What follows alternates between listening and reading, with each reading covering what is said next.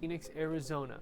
We are What's going on, YouTube? It's the Bushy Beard, and I'm back, and I'm bushier than ever. And right now, we got the Lori Vallow and the Chad Daybell case. Fox 10 investigates vlogcast. Sorry, guys, I have to check because my OBS was messing up. There was too much light or something. I'm not sure. But anyways, I wanted to know more background on the case, so I figured something like this might be interesting for us to go over. We've already watched a few things and gone over one thing and gone over the indictment. And so I guess knowing more of the background as we get ready and prepared for this case would be helpful. I'm thinking on Friday that I want to do a live stream.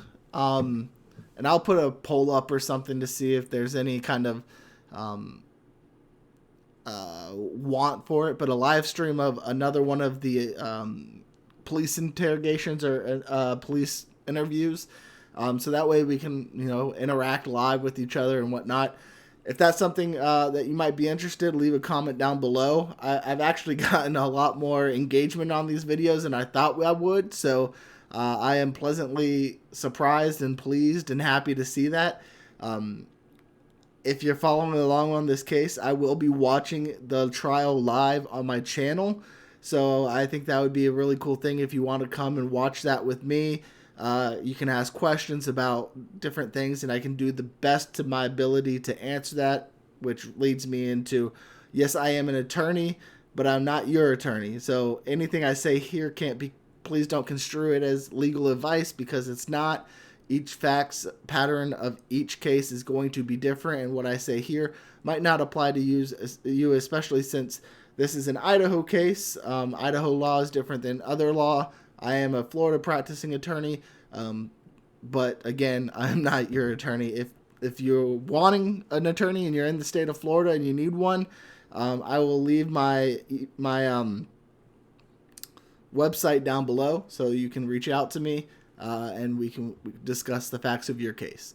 But as of now, I'm not anybody's attorney, so we're going to continue on with this. But we got Fox 10 Investigates. I will be pausing throughout to give my thoughts. That's what a reaction channel is. I don't want to just steal this person's content, but add to it. So here we go. diving right back into the Lori Vallow and Chad Daybell case. If you're not familiar with this complex story, there are a lot of names, connections, and events. So we're going to fill you in on the basics. Also, you can call me a hype beast, but I had to try out the Prime energy drinks. The Prime drinks themselves, nasty. Don't get it. Don't waste your money. Prime energy drink, fantastic. Of who's who. We start with Lori Vallow. Lori is in an Idaho State Hospital right now, deemed mentally incompetent. She has yet to face murder charges in the deaths of her kids. J.J. Vallow. I didn't know that she was incompetent to proceed at the time. I want to make sure it's up because it's kind of low. So I do apologize if it's not coming in good. I'm going to turn my mic down a little bit so that maybe it's on the same level for you guys. I don't want you to have to go up and down. This was posted a year ago. Okay, so obviously I think she's been found competent if the trial's coming up in April 3rd. And Tylee Ryan. She's also accused of conspiring with her husband, Chad Daybell, in the death of his first wife, Tammy. Okay. Chad is still behind bars right now, waiting for a January 2023 trial, accused of murder in the deaths of JJ, Tylee, and Tammy, not to mention insurance fraud. So what we've learned so far, going from the other videos, what a conspiracy is, it's when two people come together to do a common goal or common act, actually, and they make an overt step to finishing that act, right? So here they worked together. They came up with a plan. They were going to off her husband or her wife, her husband, and her children, and then they took substantial steps to do it. You can be charged either as a conspiracy or for first-degree murder. I believe they're going to carry the same sentence, one or the other, so it doesn't necessarily matter, but that's the conspiracy. In Arizona, Lori was indicted by a grand jury accused of conspiring with her brother Alex Cox to kill her then husband, Charles Vallow. So, okay, we did watch the police interview. That was the last video from, I think it was Friday, of the police talking to her after the death of her husband. And we found out Alex Cox, again, is the brother or brother-in-law, or I think he said brother, of Vallow. Accused of conspiring with her brother, Alex Cox, to kill her then husband, Charles Vallow. Alex shot and killed Charles in July of 2019, and he died months later of natural causes. Meanwhile, Gilbert police so Alex died of natural... And he died, Charles Vallow. Alex shot and killed Charles in July of 2019, and he died months later of natural causes. That's crazy. I didn't know that's how he died, but it seemed like they were trying to paint it as a self-defense picture. Meanwhile, Gilbert police recommend that Lori and Chad be charged with attempted murder in the first degree. The victim, Brandon Boudreaux. He is the ex-husband of Lori Vallow's niece, Melanie Pulowski. Investigators believe Alex Cox shot at Brandon while he drove his Tesla into his driveway. Here are the siblings, JJ and Tylee, along with their big brother, Colby Ryan. That's Lori's adult son she had with her second husband. He would take the last name of Joseph Ryan, Lori's third husband, Tylee's dad. In 2018, Joseph Ryan died of a heart attack in Phoenix, and at one point in all this, the case would be reopened by Phoenix police to look deeper as all of this unfolded. And of course, the grandparents of JJ Vallow, Kay and Larry Woodcock, who we met 2 years ago as they wanted the answer to one question: where were the two missing kids? So Kay and Larry, here we are 2 years since the search for your grandson JJ Vallow and his sister Tylee Ryan went public. We're waiting on a joint trial for Chad and Lori, but Lori's still deemed not fit to proceed. Do you think, I think I know the answer, do you think she's really struggling mentally, or is this all a legal play? 100% legal play. Yeah.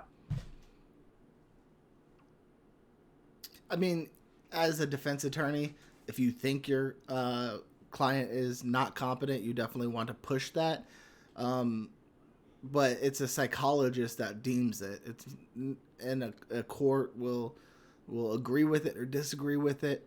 And actually, I could have my dad come on. He is a psychologist that works for the state of Florida that does mental competency examinations. And so I can have him on and maybe do a live stream, and you guys can ask questions. Again, that's up to you guys. If you want that, let me know down in the comments. But there's more to it than just to say whether or not it's a legal ploy. It is sometimes a legal ploy. Don't get me wrong, but she's malingering. We feel she's malingering. She is doing what she did to when she and Joseph Ryan were going through the court process, custody process for Tylee. She played with the court the entire time.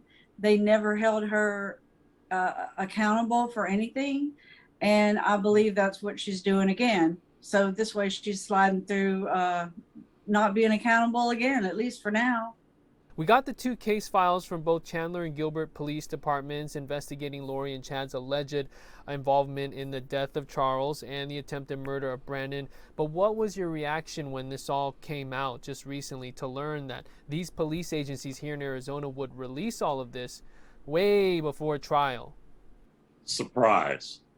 I can't believe they released that much detailed information. Yeah. As a witness, I would be very upset about it. I don't, because to me, what I would be filling in for the story for law enforcement would be, to me, a kind of, not a secret, but something that would be held in confidence until it was time for it to be made public, which would be in the court of law. I had no idea. I don't even know if this is normal for other cases for this much information to be disclosed before trials. I don't know Idaho state law on it, or this was Arizona state law on it, but in Florida, public records are a thing. I think if there's an active investigation for something, they probably won't release any information. But in a case like this where something's going to trial, you can get a police file. I mean, it is what it is. I don't know if that's just an Arizona thing, Maricopa County, or what. Maybe you can answer that question. I don't know. And in these Chandler documents specifically, there are some bizarre details provided on what is described as the fight between Charles and Alex, the struggle over the bat, and how Alex claimed Charles, we know a former college baseball player, Kay, allegedly hit Alex with that bat in the head. And one document says Lori told her friend Zulema Pastenis that Charles had superhuman strength in that moment during this fight. Pastenis was asked what the relationship was like until the time of Charles' death. She indicated that they were just friends. Alex was also present during the blessing to get rid of the dark entities that possessed Charles. Zulema and Alex were becoming better friends during this time. She added that they did not start talking on the phone until after Charles died, as she did not have his phone number until sometime in July. Z was asked how she found out about Charles' death. She indicated that on July 12th, 2019, Alex and Lori called asking if she would come over to Lori's house. Zulema agreed and went over to meet them. When she arrived, Alex opened the door for her and gave her a hug. He invited her in and told her that Lori was in the backyard. They went to the backyard and Lori was laying on one of the pool chairs. She stated that Lori was very, very quiet. At this time, Lori told her that Alex shot Charles yesterday. Okay, interesting. Told Z that Charles came up to JJ. She took his phone and began to go through his messages. This made Charles upset and had an argument ensued. Alex came out and tried to intervene. Taylor also came out with a bat to help her mom. Charles took the bat from Taylor, and then Alex tried to restrain Charles during this time. Charles hit Alex in the head with the bat. Alex then went and got his gun and told Charles to stop. Charles did not, and Alex shot him. Charles had superhuman strength in that moment. During this time, Alex told that it was impossible for Charles to have this much strength. He told her that he held Charles from behind, and Charles flipped him around like a pancake. Alex told Z that he shouldn't have been able to do this. If it was only Charles. Okay, so they're looking at possession, like Charles was possessed. Lori then told Z that there were 100,000 dark entities that came to assist Charles, and he had supernatural strength. Z asked Alex how he was doing after shooting Charles. Alex told Z that he was okay because it was a zombie that he killed during this fight. Wow. And 100,000. That is kind of cuckoo, you know. I want to look more into the cult that they were a part of. So hopefully they tell us what the cult's name was so I can look it up. Then dark entities assisted him, and Alex allegedly said he killed a zombie. This was right after, the shooting. As Charles's sister, how do you process these things that police say were said right after the shooting? Well, Justin, as part of the going through this process emotionally, I do not read everything. I do not dig that far into the things. I just can't. But so what you're just telling me, I'm just learning it for the first time. And what blows me away the most is that they were having prayer groups that Charles would be killed or dead or whatever it was. They were praying for him to tried to support her as much as I could, but it's gotten really, really bad be lately. Gone from this life, however the shape or form they were talking about. I know I read where one time that they had a prayer group meeting.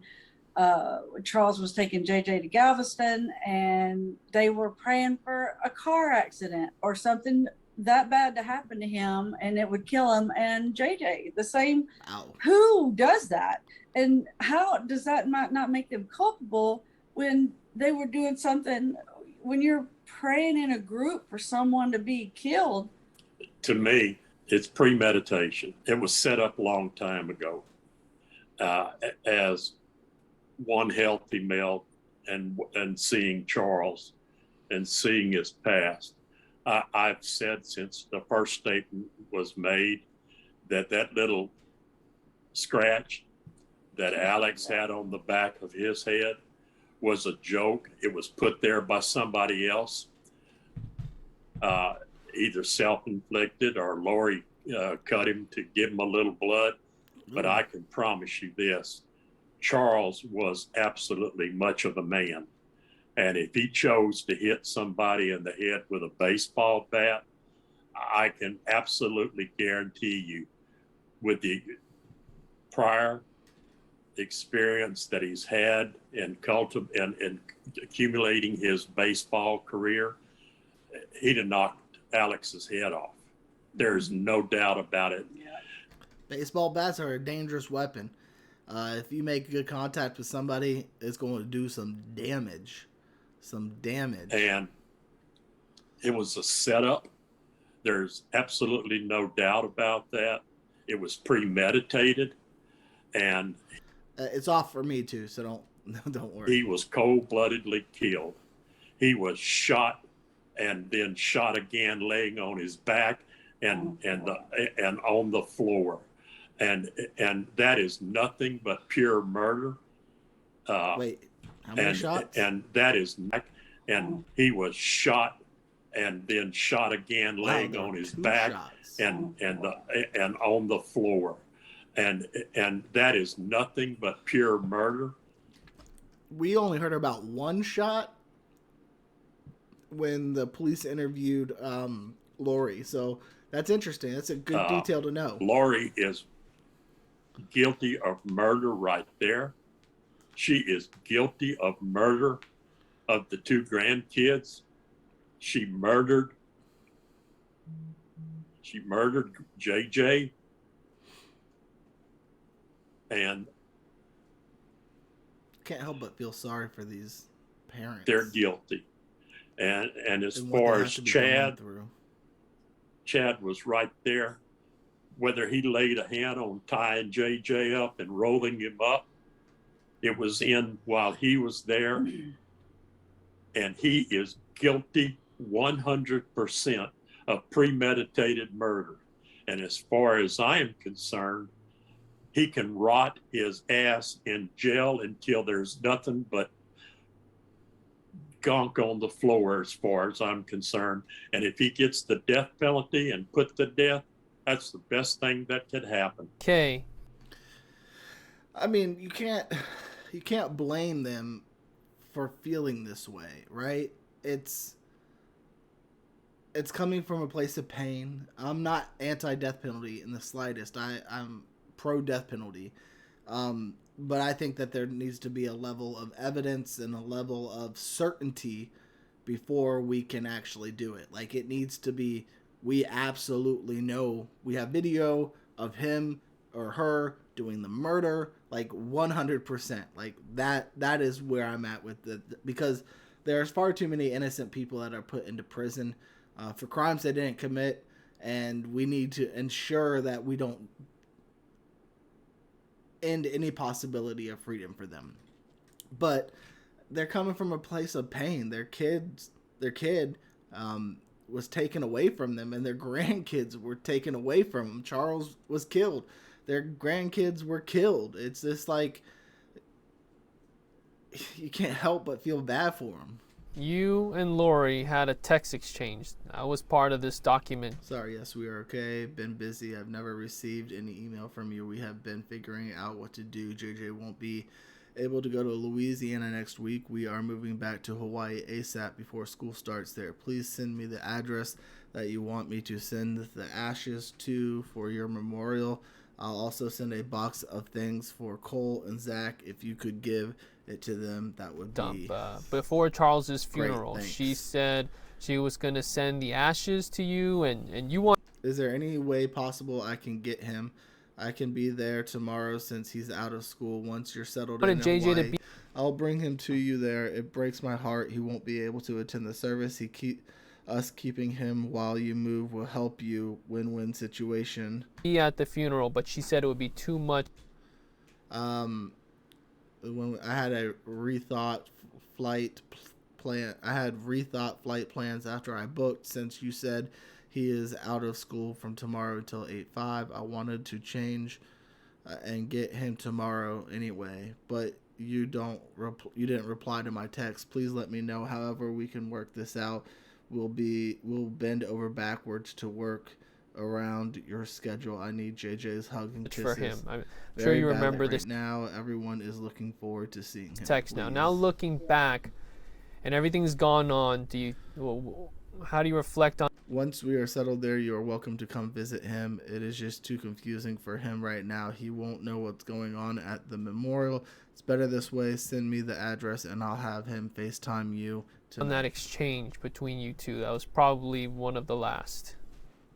I am a genuine person, and I am not an actress in any way, shape, or form, but then I was, because I was having to deal with the devil in order to try and maneuver us in a good position to where we could get JJ from her. Just if we could have got him any way, shape, or form. Interesting. Okay. I offered her so many ways. Let us come for the weekend. Let us come. Give us an hour with him. Just give us some time with him, and we will.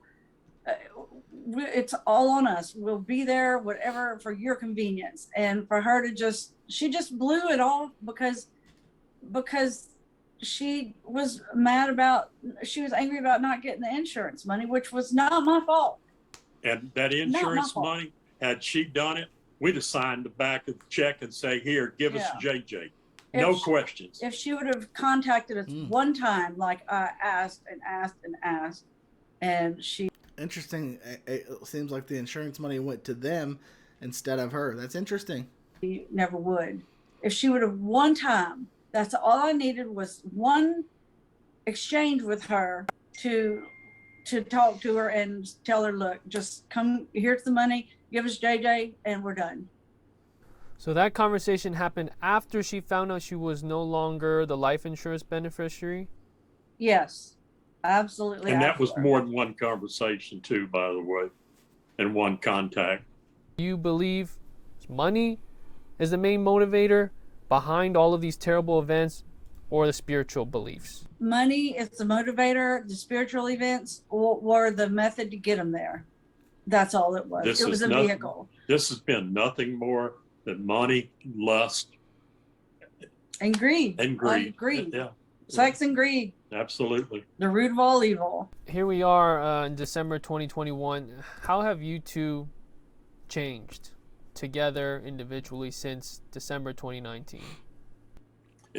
I feel like that it's brought us together to a point that we've always been close, and my life is taking care of Kay and providing for her, but this has brought us together spiritually, more emotionally. We both cry.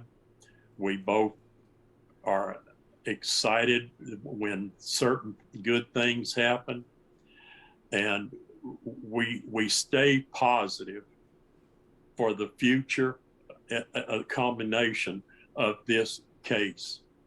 And I think that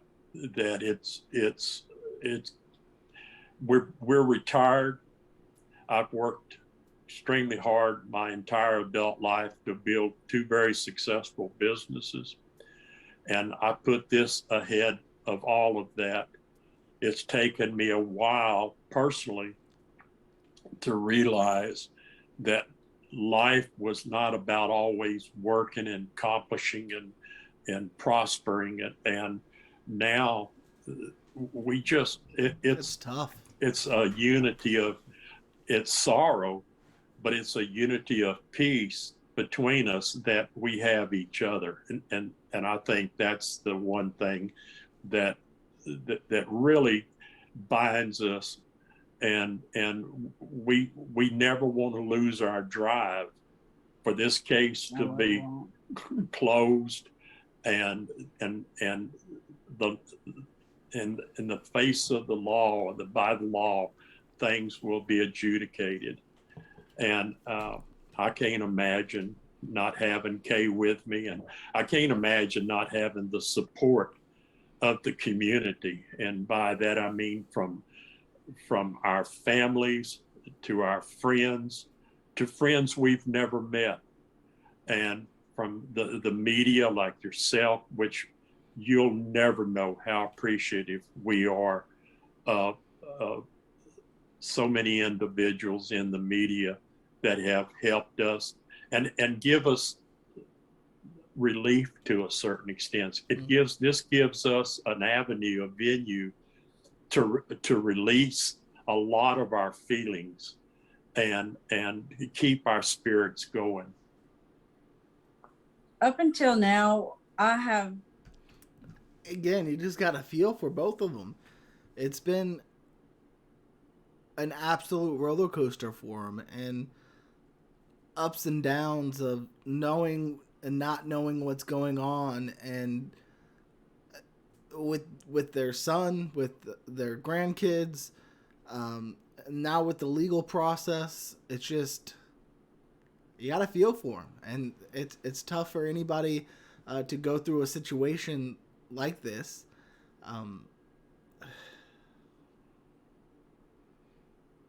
It stinks that there are bad people out there, you know. And I'm speaking for myself, because it's just been, although it's been a journey together, we each had to do it individually. And I feel like I have been beat up from one side and down the other. I feel like I've aged 10 years in the last 2. And there's no doubt in my mind, when I look in the mirror, I can see it. And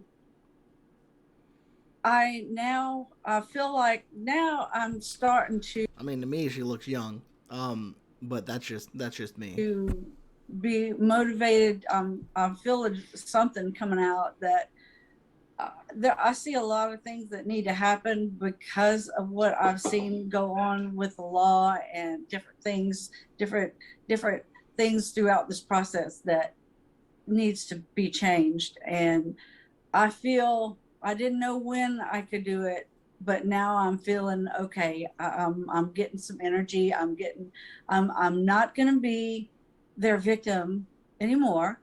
I'm going to be the kids' advocate. I want to be Charles and JJ, Tylee, and and Tammy's advocate to help others. And how that looks right now, I'm not sure, but it's coming. And it will be something good, because something good has to come from this. That's awesome. And I hope she does what she needs to do to make herself feel useful in that situation, right? There's nothing more heartbreaking to feel useless when all you want to do is help people and make sure what happened to you doesn't happen to other people. So I'm hoping she's able to find comfort in trying to advocate for other people and do things like that. That's fantastic. It's something really good has to come from this, because there's been too much bad. Next on the vlogcast, Nate Eaton, news director of EastIdahoNews.com. He was on top of this case with us from the very beginning, on the ground in Idaho, as local law enforcement and the FBI investigated the disappearance of JJ and Tylee, as well as the death of Tammy Daybell. Nate, let's dive right in here. Between Chandler and Gilbert police, we have nearly 1,500 pages of documents, body camera footage of the Boudreaux shooting. We have been waiting for that for a long time. Of course, the Charles Vallow death investigation, and hours of interviews with detectives, crime scene photos, and all these emails with the FBI that we had to comb through as journalists covering this case. For you, though, I'm interested to know, what else is there left to know about this web of cases here? Yeah, there was so much that was dumped. It's like we had been waiting for this months and months and months, and then it all came out. I think the thing that we're still waiting on is, what does Rexburg and Fremont County, what do those jurisdictions have as far as their notes, their interviews, their body camera footage, things like that still has not come out and may not come out until this actually goes to trial. We know that there's body camera footage from the day that the Rexburg police went over to Lori's townhome in Rexburg, the initial call to check on the welfare of JJ, because they played it at the Chad Daybell's preliminary hearing last August. But we didn't get to see it because we weren't actually in the courtroom. They didn't play it publicly. They showed it to people there in that courtroom. So I think that would be a fascinating look to actually see how Lori, her mannerisms, how she responded to the officers showing up. So we're waiting on that. We're also waiting on potential stuff that the FBI could have that maybe these local jurisdictions might not have. And I mean, whatever other agencies might have, there just could be so much more that comes out. But I think a large portion of it did come out when Arizona released all of those things. And of course, the official causes of death for JJ and Tylee to really find out, what happened. Oh, so that's not even known yet.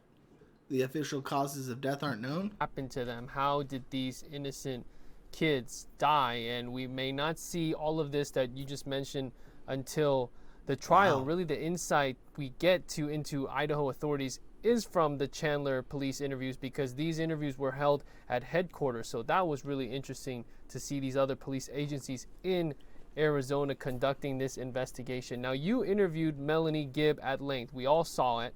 That was months before JJ and Tylee were found. And now we've seen those conversations with law enforcement. There's a lot to unpack because she was directly linked to Chad and Lori's inner circle as far as religious beliefs. We're talking about light and dark spirits, getting rid of zombies, etc. All of this discussion is just bizarre. But how much circumstantial evidence does she need to provide to really have weight in this trial? Because she's a witness, yet does she really know much about what specifically happened in these alleged crimes?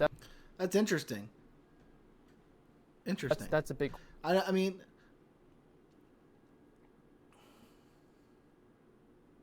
The only thing I could think of is to prove the religious beliefs, prove what happened in those meetings.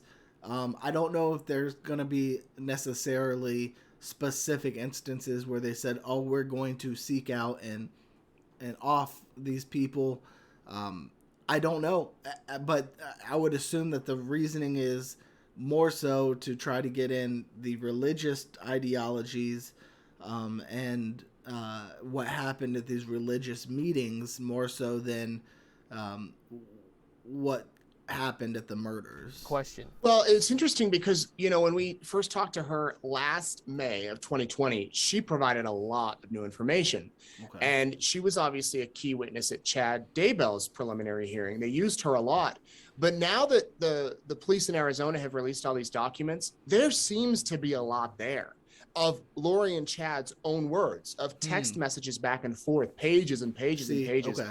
And so there might be specific discussions about what they might do and plans and coordinating different things.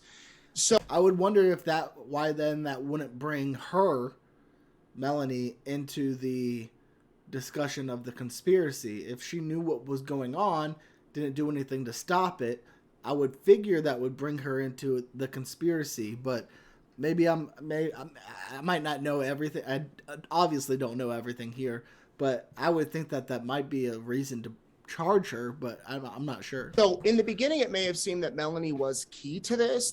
And it might be that they cut a deal with her. She knows a lot of what was happening, but it might come down to the fact, I'm not a legal expert here, but it might come down to the fact that maybe they have enough between Chad and Lori and these other people that might stand because it's their own words more than based on what Melanie observed or what Melanie may know. Melanie may also know a lot more than she said. When we met with her in May, she told us about that recording she had of Lori talking about how she felt the need to murder her husband, but she turned to the scriptures and then decided not to. We knew about that recording, but Melanie did not feel comfortable having it be released to the public. Well, sure enough, it was then later leaked through other sources. So Melanie could have more, and Melanie could know more. And I think that Lori's defense attorney is trying to, well, he has subpoenaed her for information. She, last I checked, is not complying with that. So that's not good. There could be a lot. I mean, that's a cause for maybe a mistrial at some point. If a witness that is maybe a key witness isn't being cooperative with the defense. There with Melanie, but maybe as time goes on, her role becomes diminished as the other stuff comes out that they already have. One other thing, Justin, I thought of, you mentioned the cause of death for JJ and Tylee. We also don't officially know the cause of death for Tammy Daybell. Her children have said it was asphyxiation. Multiple sources have told me that. I know you have heard that as well, but no official has gone like on the record saying, yes, she died from asphyxiation. Okay. And who asphyxiated her? How did that happen? Who actually killed her? Obviously, Chad and Lori are being charged with that, but did Alex play a part? That's a critical piece of information we don't have yet that rests in the hands of Idaho authorities. So that will be something that we're waiting on as well. You just said Alex Cox's name. Speaking of him, his widow, Zulema Pastenis, we got to see her interviews with police. What did you take from that? Could she be more of a key witness here? There's a lot of speculation about that. And those interviews came out where, based on my observations, she seemed in the interviews to play the part that she was naive or didn't really know what was going on. But then when you go and read these text messages, it appears that there is more there as far as them talking about people turning dark and getting rid of these dark spirits, and Chad and Lori even asking her, I believe, to change the weather so that things could happen with Alex as well. So at least we know that Zulema did sit down with police, as far as I can remember, at least twice, based on what we've seen, so with her attorney. So she did talk with them. And maybe it's one of those things where she's cooperating with them in exchange for not getting charged. There might be some sort of agreement. Again, oftentimes that's what will happen is if you want to get the main perpetrators, you cut deal with the side people that you could charge, but you'd rather get the people who actually committed the acts. Agreement that was worked out there. I don't know all of the specific details about that, but maybe she could come into play and be charged. We're still waiting to see too if Melanie Pulowski, Boudreaux, formerly Boudreaux, will be charged, because that's another aspect that has come out where she did some interviews with media, I don't know, over a year ago, and said that she didn't really know all the inner workings, and maybe these new body camera footage and that's come out, maybe the body camera footage shows more. So that's another piece that we're waiting to see what's going to happen. Which leads me to, of course, the Brandon Boudreaux case and Gilbert PD. This really highlights one event that you and Eric Grossoth uncovered, the storage unit in Rexburg. Because of how this is tied together with this attempted murder of Brandon and Gilbert, police confirmed that Jeep tire and backseat were stored in that unit, which we clearly saw the objects, but for so long there was debate on who exactly went in with Lori, at what time and what day, before and after. I am realizing that this is a far more complex case than I realized to begin with, which is cool with me. There's a lot of avenues to go down, a lot of people to look at, but it just seems like maybe this cult has a lot more going on than I thought. But that this is just the tip of the iceberg for it. Again, I want to know what the cult's name is so I can look it up. After the attempted murder of Brandon, you took a deep dive into the video. It's very interesting. Just talk about that. At first it was speculation. Now we know so much more. Yeah, I got to hand it to the guy that owns that storage facility, because he went through all of his footage and logged every time somebody visited that particular unit, the unit that Lori Daybell rented. And he wrote down if it was a male with her, female. I mean, he logged all that. He handed it over to us with the footage. Originally, the footage was grainy. We got it enhanced. And that's when we were able to clearly see the part where, there was some speculation early on that there may have been a body coming out of that unit, but it turns out it was a car seat. Just the way that it looked, okay. It looked like it could have been part of a body. It was the car seat. It was not a body. And the tire. And then it was also the same footage that showed Chad touching Lori on her rear end one day when they were leaving. And at that point, Tammy was still alive. And so that helps put together these pieces of what they were doing here in Idaho around the time, the exact same day that Brandon was shot at in Arizona. And the vehicle seemed to match, that tire being removed. If you were going to shoot somebody out of the rear of a Jeep, You might want to remove the tire because you would have easier access. You might want to remove a seat so that you could lie down. Of course, me just speculating here, or at least, based on what experts have told us. So that could play a critical part, or that could play a critical part here. Interesting. It seems as if all of these things that you might not think about at the time, like the footage, this surveillance footage, like the text messages that you're sending to people, I would imagine all of the characters involved here never thought that would all be retrieved and come back and really paint a timeline for law. It's why you got to be extremely careful about who you're texting and what you're texting, because it doesn't just disappear. It doesn't go away when you delete it. It's out there, and people can and will find it. So be careful. Enforcement to use. 2 years later, how is East Idaho still impacted by this case, as far as the people there? I'm asked about it almost every day.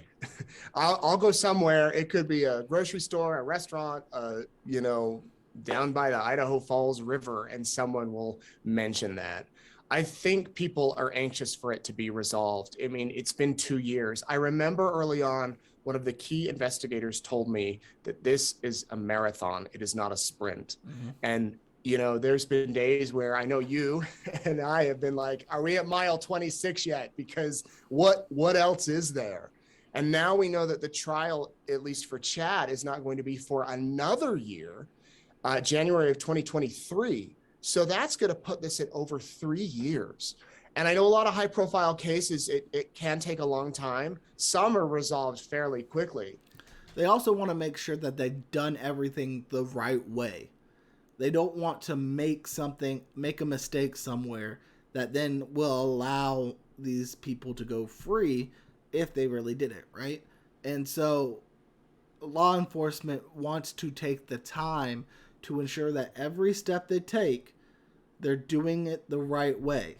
They're doing it according to the way that would be allowed in a courtroom, that can't be objected to, that can't be, they want to make sure it's perfect. Because when you rush things, that's when mistakes happen. So I get why it could take a while. It will be interesting to see where we're at a year. Especially with the complex feel to it so far, right? From now, Justin, is Lori competent? Will that be back on track? Will Chad have taken a plea agreement by then? What other charges will come down, if any? Who else will be charged? I think the overall feeling here, though, in Idaho has been, let's get on with this. And I don't think that was the case until those children were found in Chad's backyard. There were still a lot of people standing by him, but once those kids were found, I think that the public opinion really shifted once Chad was arrested and once those indictments came down for murder. Granted, they are considered innocent in the eyes of the law. I want to emphasize innocent until proven guilty, which is an amazing thing. I want to throw that out there. It's an amazing thing. Besides that, until it goes to trial, they are innocent. But a lot of people have probably made up their mind. And that's one of the reasons, I think, why the judge decided to move it across the state, where maybe there's not as much influence or media coverage of it. If you really follow the case of Chad Daybell, you've heard of a Vallow, known as Another Voice of Warning, a website that provided... Okay, so it's a Vallow. Let me go ahead and put that up here. AVOW. Let's see. Another Voice of Warning. Another Voice of Warning. Okay, so it's a forum, but I don't think it's... Simple forum for preparedness. It's a whole community dedicated to preparedness and spiritual insight. Okay, so that might be the actual cult. That's good to know. Sorry, guys. I just want it so I can get to it when I need to. The forum for doomsday preppers, people preparing for the end of the world. Chad was a listed author who also wrote a column on the site about his alleged visions, and he had a serious following. The woman we talked to remains anonymous. She's a former Vallow member. We'll call Amy. So Amy, I want you to tell me, if you can, how large this group was on Vallow. Like the entire scope of it all. What was the driving force behind people joining and reading what Chad Daybell wrote? Well, I think that there were anywhere between 10,000 and 20,000 people at any one time that were members of a vow. Wow. And at the time that we were members, you typically joined for like a year, but I think you could join for less time, like maybe 6 months. But I think most people joined for like a year. And people joined for a lot of reasons. There was people that were into prepping, but there was pretty much, there were thousands. See, and another thing I wish that they would do, black her screen out totally. You can kind of see her face. And you can, if you know somebody that kind of looks like that, but definitely sounds like this, it's not much of a hidden identity, right? Just black out the whole screen. Thousands probably of forums that you could go on to and, explore and learn things about things for health, exercise, you name it. It was just anything that was like self-improvement. So it wasn't all just dreams and visions, although that was a big draw. A lot of people were there to hear people's dreams and visions or to read them, I guess. And so, I think with Chad, people had read his books or they'd heard of him. He was kind of popular on Avow. He was probably what you'd call an Avow celebrity, where, people gave him a lot of respect and credence. And that probably happened because Christopher Parrott, who was the owner of Avow, he would promote Chad. He promoted his books because they had a place you could purchase things. Chad's books were for sale there. And then Chad also was the author of I think it was a monthly column called As I See It. And that was in a separate part of Avow called the Global Research Initiative, or GRI. And if you wanted to have access to that, you had to pay an extra $5 or something like that a month. And so what they would do is in the general forum where everybody got, anything, they would post the beginning of Chad's column. They'd post like the first 3 or 4 lines or maybe a paragraph. And it would always be kind of a teaser. And it would be like, okay, if you want to know more about what Chad has to say, you have to join GRI to hear the rest of it. What'd you think when... That's interesting. Again, it's just an internet group, but that's an interesting thing that he had some kind of fame on that group, and that I wonder, it's just interesting, especially when it's kind of a spiritual feel to it as well. I don't know if that's necessarily the cult itself, but maybe they kind of spawned off little cults or little groups that are near yourself, and maybe that is, I don't know. But that's an interesting thing. You found out he wasn't in Hawaii writing this book about someone, but he was in Hawaii with Lori Vallow, and her kids were missing, and these two were persons of interest, and Tammy had just passed away. Well, first of all, I don't live in the Intermountain area. I live quite a ways away. And so my daughter called me one Saturday morning, and she said, Mom, she said, did you hear that Tammy Daybell had passed away? And I was in complete shock.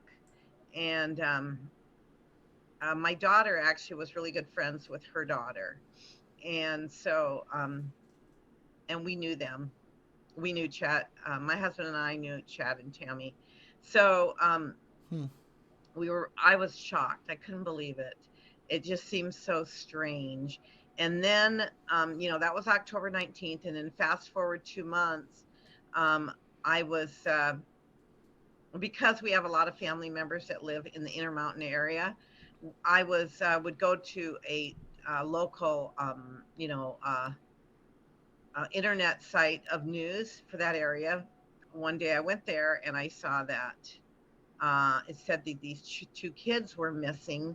And as I read the article, it said that it was in connection with the death of a Fremont County woman, Tammy Daybell. And I was like, what? I was just like, I could not believe it. I just was like, how is this connected?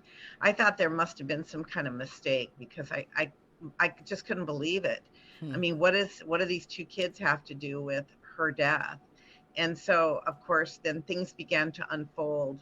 And in fact, so that was like in December, right around the end of December, I believe, of 2019, that kind of hit the news. And I could be wrong about that date, but I think it was somewhere around there. You're right. You're right. December 2019. Yeah. So what happened was, in November of that year, and I'm a member of the Church of Jesus Christ of Latter-day Saints, and we have which some people might consider a cult as well. Just on that, I don't have an opinion one way or the other about it. I don't know enough about it to even really talk about it, but I've heard some people refer to that as a cult. I'm not sure though. It's called a general conference, where our leaders will speak and give us words of counsel. And when I had gotten my magazine that had all these talks in it, the leader of our church, our president, had made in one of his talks, he talked about giving up something that was important to you, but that you needed to give up, you needed to sacrifice, and because maybe it was like a waste of time or something like that. And I remember when I read that, it was just like, it hit me like so clearly that I needed to let my membership to a vow expire. And it was going to expire like in the next month. And when I read that, I knew exactly that's what I was supposed to do. And it was hard because I had, I kind of liked, how some people are news junkies. They got to, they check the news every, hour or twice a day or whatever. I know many people like that. Kind of like, I used to be like that, but news itself to me has become too much of a scare fest, and they're trying to scare people. That I just stopped watching it because it didn't relate to what was around me, and so I run into so many good people around me in my community that it's just I don't see it. So that on a vow, I was always checking, always seeing what everybody said, what were the latest dreams and visions, or whatever. And so when I had that thought come to me, I needed to give it up. It was really hard, but I did. I let my subscription lapse. I never got on again, a month or two had gone by. And when I read that article, I had an acquaintance from this area who I knew was a member of a vow. And so I hurried and called him on the phone and I said, hey, do you still have your membership to a vow? And he's like, yeah. And I said, can you jump on real quick and see if there's anything about Tammy Daybell and these missing kids? And he was like, yeah, sure. And so he jumps on and he's like, yeah, there's a lot of posts. People are saying a lot of stuff. And I said, oh, read them to me, And he's like, you know what? I'll give you my name and password and you can just get on and, read it all yourself. I don't want to sit here and read it all to you. So I said, okay. And so then I jumped on a vow and I would read, what everybody was saying. And it was really interesting. Everybody was defending Chad and saying that, I can imagine. When they're become a celebrity status, it's almost like you don't want that celebrity to fail, because it's almost like, why have I been rooting for this person and listening and learning and enjoying this person's work to the point where if they're found, or if they've done something bad, like, you don't want to believe it. But, we got to realize we're all human beings. We're all going to fail. You just have to be able to learn from that failure and grow. And, some people fail a lot more. I don't think I'm ever going to commit murder. I mean, I can't say for sure, but I would like to believe that I'm never going to do that because that's just the type of person I am. But there are people out there that will. And that's just human nature at the end of the day. And it sucks. It's terrible, but it happens. Just totally defending him, like, he didn't do anything wrong. This is all normal. And as the more and more I would read, and over the next, couple of weeks, it really became apparent to me that there were some really inconsistencies and things that were red flags. Is a vow a radical offshoot of the Mormon Church? Like, you don't consider joining it back if it were up and running, right? Do you consider it a mistake now? Oh yeah, I want to say this, that I would not consider it a radical offshoot. What I would consider it is that it was a place where all kinds of people came, and there were people that were not members of the Church of Jesus Christ of Latter-day Saints that were on there. There were other, denominations, Christian denominations, that were members of it. There were people that had similar interests. There were people that had interests in, like, guns, or people who had interest in, like, essential oils or exercise or fasting or any kind of health practices, or preparations or food storage, or canning food. There was people had every kind of interest, and you could find a forum for that. Some of the people, I would say, were somewhat radical. They were diehard believers in the call out and going up to the camps, and they were dreamers, and they knew this was going to happen. And then there were people that didn't believe in a call out, so there was a broad cross section of people. I wouldn't call it radical. I would say more, maybe leaning more to, I'd say, conservative type beliefs, or they weren't, I wouldn't say hardly any of them were liberal politically. I'd say most of them were conservative politically, but there was all kinds of people, and you can't say that.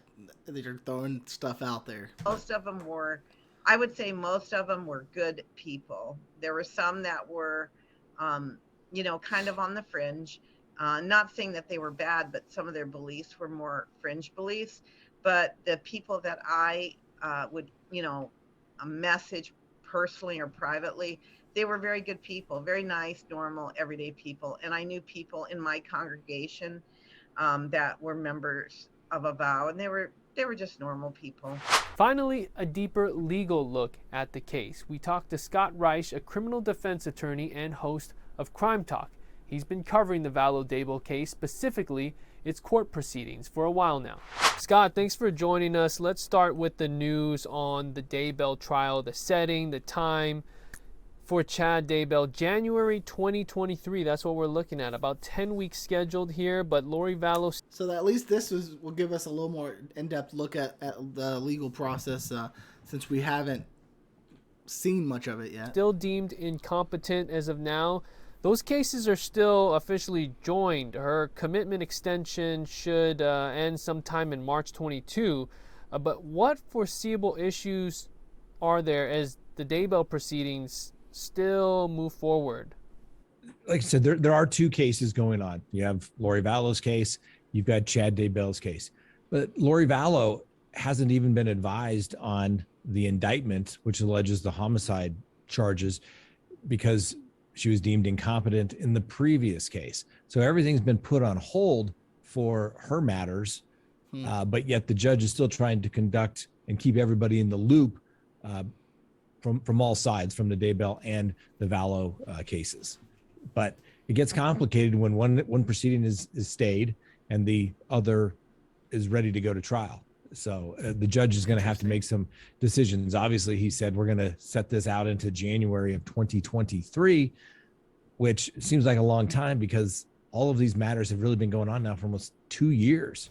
And I think when I Googled it real quick, I think it said it was severed. So I'll bring that up. I think that happened 3 weeks ago. I'll bring that up right after this just to take a look at it. Yeah, how rare is it to have a situation like this where you have a co-defendant ready to go and another co-defendant that basically was never even arraigned on the charges? It doesn't happen in most cases, but it's not completely uncommon. Most of the time you see it in multi co-defendant conspiracy cases, for example, like in federal court, where the guy that gets picked up first says, hey, let's go to trial. And then the government picks up somebody else, kind of a straggler, and they need time to get up to speed and prepare. And the speedy trial issues don't really begin until the last person is picked up. So it's not uncommon for that's a tacky thing to do. Something like this to happen. It doesn't happen. What that means is speedy trial is when you're arrested, you have the right to a speedy trial. I don't remember the specific days, but it's like for a misdemeanor, you have X amount of time.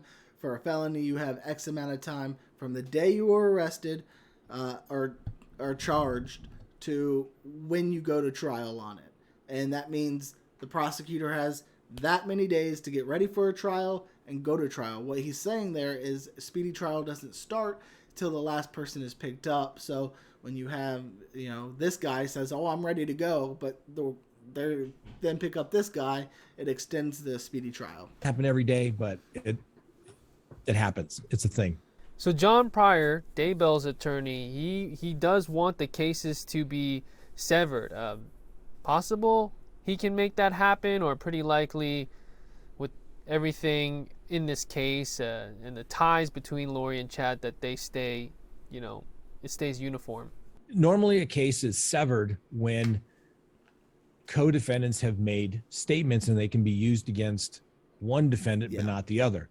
No statements have really been made to police in this particular case.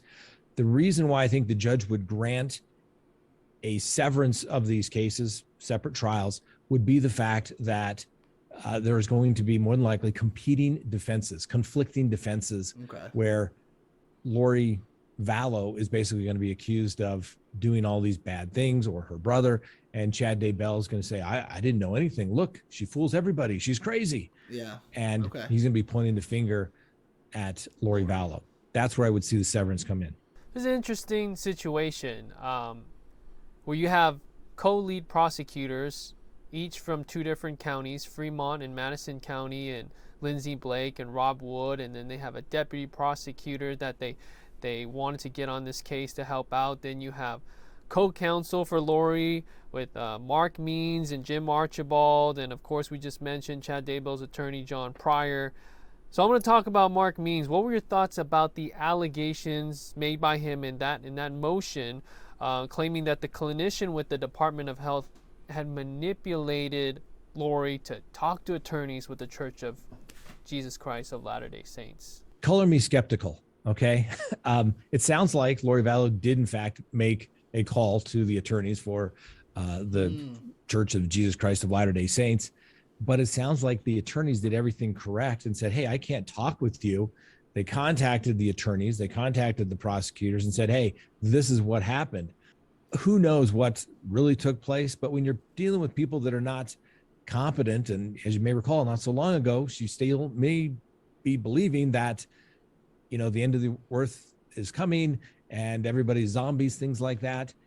You have to take what she would say as a grain of salt, with a grain of salt.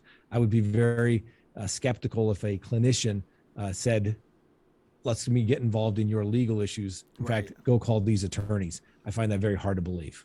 Yeah, because we, the public, haven't heard from this clinician in question. This is an alleged statement from Lori to Mark Means, and in allegedly talking to these attorneys. So in saying that, prosecutors Lindsay Blake and Rob Wood accuse Means of using hearsay, unfactual allegations, and unethical representation of Vallow. I mean, do you agree? In looking at his recent motions, and what do you make of the state's argument? They said he should be sanctioned from the court until she's actually competent. I think the prosecutors have had enough of Mark Means. He has made some outlandish allegations throughout these proceedings. And as an attorney, you can't just say whatever you want. Right. And something of this nature, you need to be able to back it up with something other than my client, who's been deemed to be incompetent and possibly some sort of delusional issues, as the person that you're backing it up from. Now, maybe you could have brought it to the court's attention, say, hey, I'm concerned about something. Right. But you don't go in there and basically start accusing everybody, and including the court, for creating these issues as it relates to the attorney-client relationship. Right. Mark Means just seems to really go over the top on everything. That's interesting. I don't know any of these lawyers, obviously, but it would be interesting to see them in court, especially if that's true. I'm interested because a judge can often, they're supposed to be down the middle. They're supposed to be no bias, no nothing, impartial, but attorneys can make, again, judges are humans. Attorneys can make the judges mad, and that can come out in a court. Everything that he does. And I don't think he's ever won a single one of the arguments as it relates to any of these allegations he's made as it relates to misconduct by the prosecutors. Early on, you may recall there was issues about witness tampering and influence of witnesses, and they had a hearing. The Idaho bar had been involved in that, and it all turned out to be completely ethical. I read those transcripts that Mark Means thought was over the top, and as a defense attorney, I saw nothing unethical about it whatsoever. And these prosecutors like to keep everything close to the vest. They like records sealed, hearings sealed. With so much media attention and evidence being released from Arizona like we've seen, how do you think they've handled all of this? I think overall the prosecution's doing a pretty good job.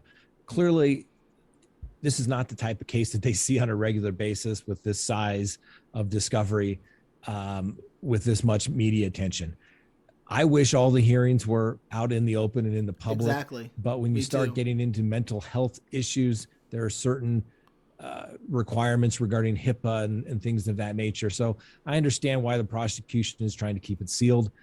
The argument that, it's going to affect a jury pool or something of that nature, that is what I'm a little less concerned about. Status of people's mental health, I get that. But it's going to come out eventually. We just have to be patient. Thanks for watching this exclusive vlogcast of Fox 10 Investigates the Lori Vallow. Again, sorry for the long video, but I thought that was interesting. Let me go. I'm trying to find that Severance article. SCVRC. Murder charges. All right, to be tried separately. This came out this month. A couple accused of using doomsday beliefs and plot to kill will be tried separately.